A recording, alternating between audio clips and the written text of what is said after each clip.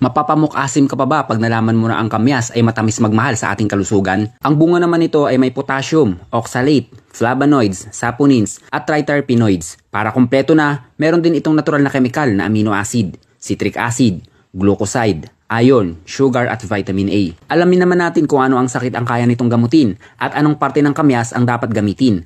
Sa sobrang pangangati ng balat, magdikdik lang ng dahon. Ipahid pag gumatas na. Sa bahaging makati, pwede din gamutin ang tiniktik na dahon ng kamyas sa taong may beke. Ipahid lang ito sa parte ng namamaga. Mahusay din ang katas ng dahon ng kamyas sa mga may tagyawat, saan mang bahagi ng ating katawan, partikular sa muka. Sa hirap maglakad, dulot ng pamamagang dala ng rayuma, abay magdikdik ka na ng dahon nito at itapal sa parte ng masakit, ibabad lang sa loob ng 3 hanggang 5 oras. Sa ubo at makating lalamunan, maglaga lang ng isang dakot ng bulaklak nito at pakuluan sa 5 basong tubig sa loob ng 5 minuto, ubusin ito maghapon. Kung may iritasyon sa mata at sore eyes, patakan lang ng sariwang bunga ng kamyas. Tiisin lang ito dahil medyo mahapdi ito. Kung may lagnat, pwedeng kumain ng 5 pirasong bunga nito habang nasa harapan ng salamin. Matutuwa ka sa makikita mo. Or magpakulo ng 5 bunga nito, lagyan ng 2 basong tubig at pakuluan ng 5 minuto, ubusin ito maghapon. Sa mga taong may sakit na scurvy, sila yung mga kinukulang sa pagkain ng prutas at gulay. Nagre-resulta ng paglagas ng kanilang ngipin at pagdurugo ng kanilang gilagid. Dalasan lang ang pagkain ng bunga ng kamyas dahil makatutulong ito. Sa may mga sakit na almoranas, kumain lang din madalas ng bunga nito. At yan ay 1 minutong dagdag kaalaman galing sa isang magsasaka.